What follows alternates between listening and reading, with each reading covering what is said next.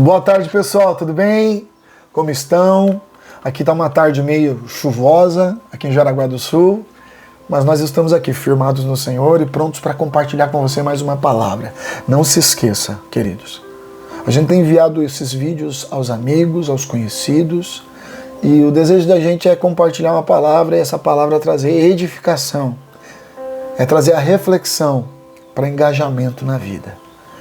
Meu livro, Preparando-se para uma Vida Melhor, é isso que a gente tem que entender, trabalhar isso todos os dias, todas as formas, em muitas maneiras, para a gente poder ser aquilo que Deus quer que a gente seja, tá bom? Então não se esqueça, curta os vídeos, compartilhe a mensagem com os amigos e também se inscreva no nosso canal, tá bom? Pastor Paulo Rufato Oficial.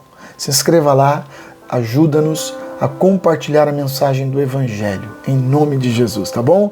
Quero compartilhar com você, nessa tarde, um trecho de Deuteronômio, capítulo 32, versos de número 10 ao verso 12, que diz assim: Numa terra deserta, ele o encontrou.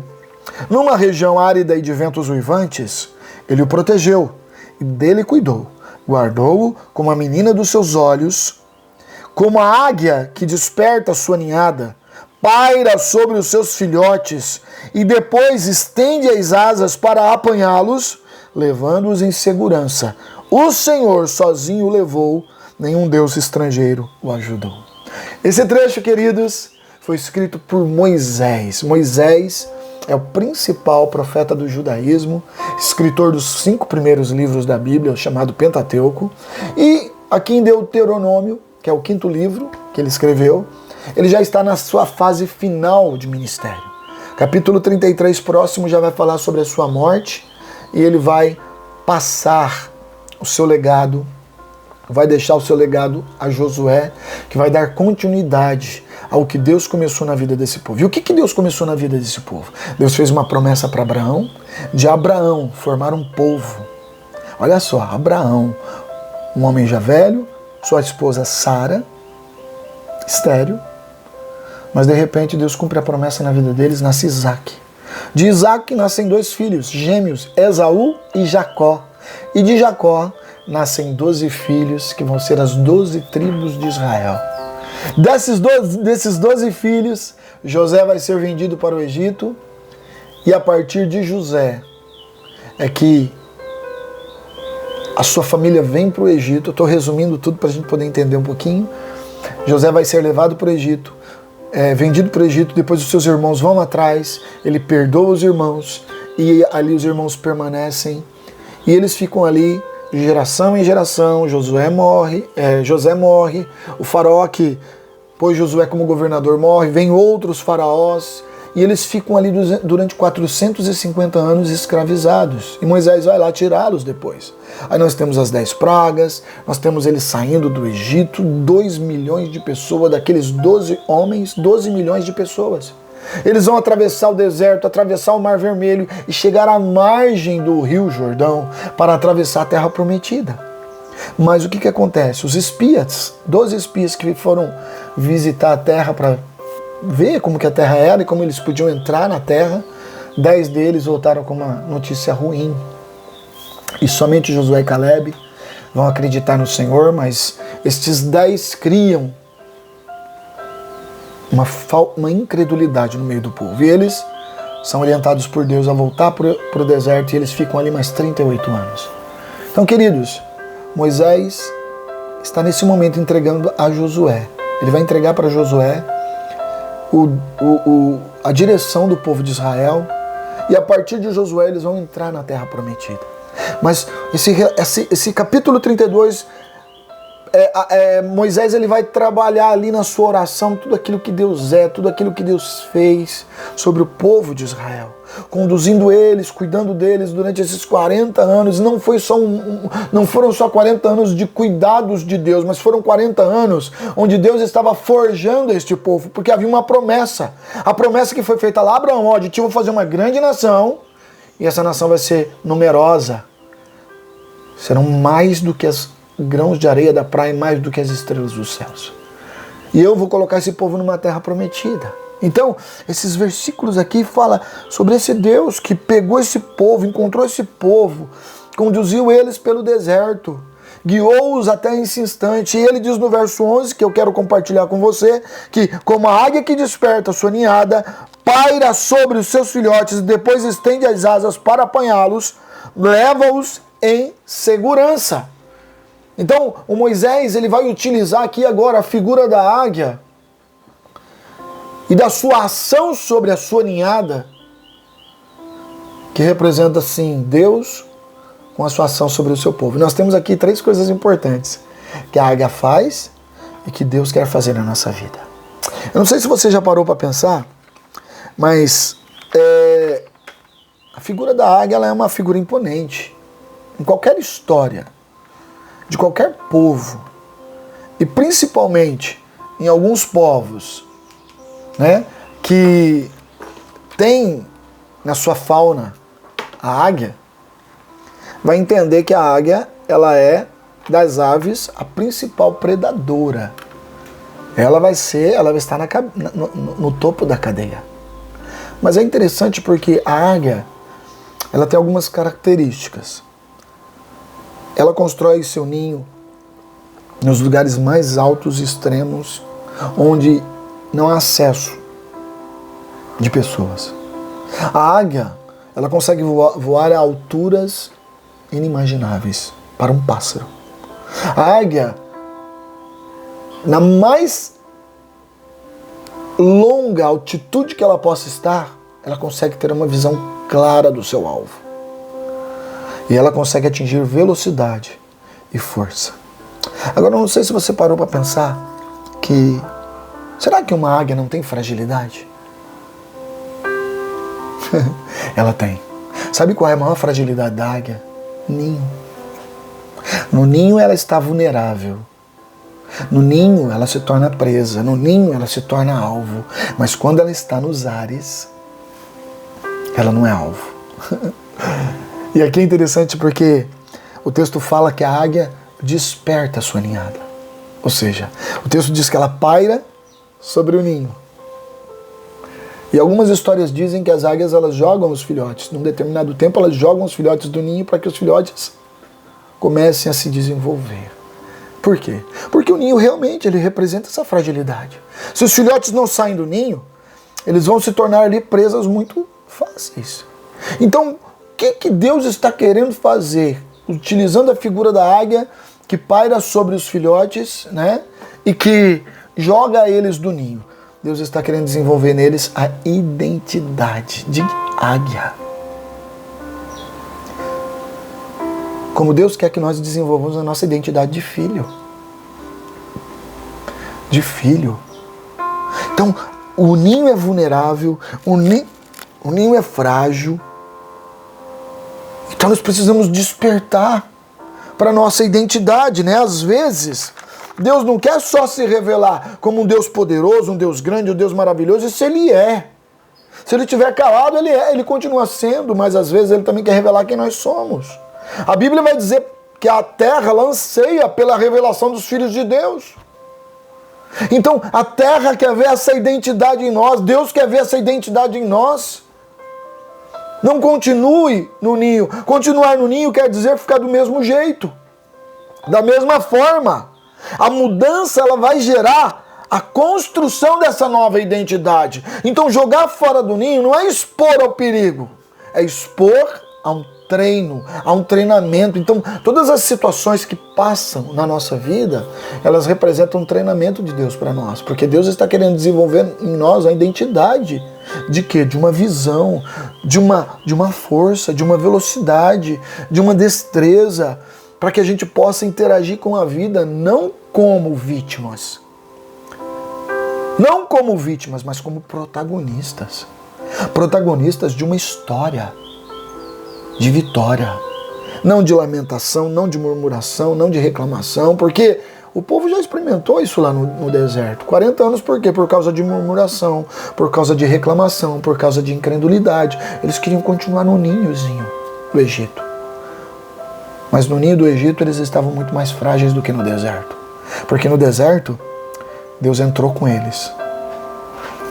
Deus entrou com eles para treiná-los, para capacitá-los, para traduzir na vida deles uma nova realidade, uma nova identidade. Então, queridos, nós temos que entender isso.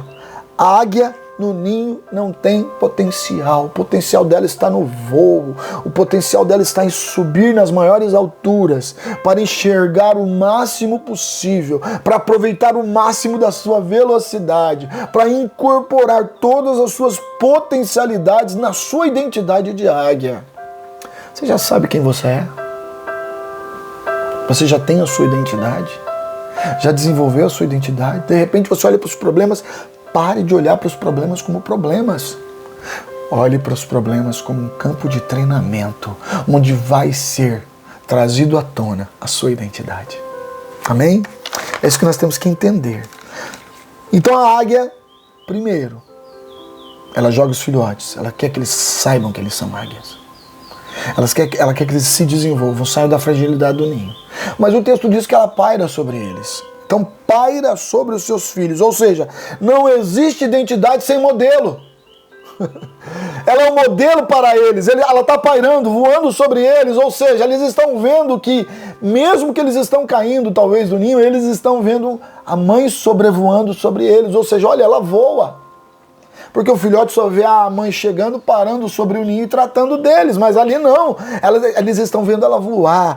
Não existe identidade sem modelo. A águia, ela só é águia quando ela entende isso na vida dela. E os filhotes precisam entender isso. Então, para que modelos nós estamos olhando? Será que nós estamos olhando para modelos positivos? O único modelo positivo para uma águia é outra águia. Eu não sei se você conhece a história, tem uma história de um fazendeiro que ele encontrou um filhote de águia caído no chão. Talvez aquela mãe foi abatida por algum caçador e ele ficou no ninho ali, como a mãe não vinha, ele meio desesperado caiu do ninho. Ele catou aquele filhote de águia, levou para casa e começou a criá-lo. E à medida que ele foi crescendo, ele soltou ele no galinheiro junto com as galinhas. E aquela águia, queridos, aprendeu a ciscar e a se comportar como as galinhas. Porque o modelo que ele tinha, que aquela águia tinha para ela ali, eram aquelas galinhas. Mas um dia o fazendeiro estava ali jogando milho para eles no terreiro, e a águia ali ciscando junto com as galinhas. De repente, uma águia no céu deu aquele grito dela, né? E aquela águia que estava no terreiro olhou para cima, se identificou e disse que ela começou a bater as asas. E ela começou a bater as asas e ela viu que ela começou a sair do chão, até que ela conseguiu levantar um voo. E ela foi muito alto, muito alto, muito alto, e desapareceu no horizonte junto com aquela outra águia. Nós precisamos de modelos que canalizem em nós o potencial que Deus colocou em nós. Se eu olhar pra gente fraca, eu vou ser fraco. Se eu olhar pra gente que reclama, eu vou reclamar. Se eu olhar pra gente pessimista, eu vou ser pessimista. Mas se eu olhar pra gente corajosa, se eu me inspirar em gente ousada, se eu me inspirar em pessoas que estão produzindo alguma coisa, eu também vou me inspirar nesse modelo. Deus tem uma identidade para nós? Tem. Eu preciso de um modelo para construir essa identidade. A águia paira sobre os filhotes. O filhote cai do ninho e, clamando a mãe, que paira sobre ele, porque ele tem que entender que é um treino. Então ele vê a mãe ali, é um treino, ela é um modelo para eles. Querido, olhe na direção certa, para de olhar para as pessoas erradas, começa a olhar para a gente que vai colocar alguma coisa na sua mente, no seu coração. Olhe para as pessoas que vão te desafiar. E terceiro, estende as asas para apanhá-los e os leva em segurança. Leva em segurança para onde? Para o ninho. Sabe por quê? É um período de treinamento ainda. A águia entende que o filhote ainda não sabe voar. Sabia, o filhote de águia não aprende a voar num dia. Ela pega eles em segurança e volta para o ninho. Por quê? Leva-os para o tempo certo da autonomia. A águia entende o tempo de liberar os filhotes. Ela quer que os filhotes desenvolvam autonomia, identidade e autonomia. Ela é o modelo. Ninguém vai liberar um filho antes do tempo. Você não vai colocar o teu filho com 5, 6 anos para dirigir um carro, não tem jeito. Mas a águia entende que existe um tempo de autonomia, onde ele vai ter que assumir, o filhote vai ter que assumir a sua própria identidade. E nós muitas vezes não entendemos isso, queridos. Nós muitas vezes passamos por tanta coisa e nós não construímos confiança, não construímos ousadia, não construímos atenção, não construímos paciência. Não temos a menor possibilidade de desenvolver nenhum tipo de autonomia na nossa vida. O que está acontecendo? Estamos olhando na direção errada. Não estamos entendendo que tudo que acontece na nossa vida é um treinamento. Não estamos entendendo que tudo que acontece na nossa vida é para despertar quem realmente a gente é. Foi assim com Davi. Davi estava lá no meio da manada de ovelhas, esquecido pelo pai, pelos irmãos, mas Deus está vendo onde ele está lá. Chegou o tempo, mandou o profeta, chama Davi. Davi foi despertado para isso. Deus também quer despertar a tua vida para ser quem Ele quer que você seja. Pode ter certeza que quem Ele quer que você seja é muito melhor do que quem você acha que você pode ser. Então, olhe na direção certa. Deixa Deus construir a tua identidade. Olhe, deixa Deus colocar os modelos certos. Peça para Deus, Deus me dá a direção para que eu possa ver os modelos certos. De repente a gente não teve um modelo de pai, um modelo de mãe, um modelo de professor, um modelo de pastor. Talvez você se decepcionou com tudo isso. Olha para o Senhor. Olha para a palavra de Deus e peça para Deus colocar pessoas no seu caminho que vão te inspirar a ser quem você precisa ser. Deixa Deus te treinar para que você alcance todo o teu potencial. Não fica no ninho, não. O ninho representa acomodação, zona de conforto. Você foi criado para ir às alturas. Você foi criado para ir além do ninho. Então declare isso para a sua vida. Eu vou ser quem Deus quer que eu seja. Amém? Que Deus te abençoe, em nome de Jesus. E que nesta tarde você possa buscar no Senhor aquilo que você necessita, tá bom? Deus abençoe. Um abraço, fique com Deus, em nome de Jesus. Amém.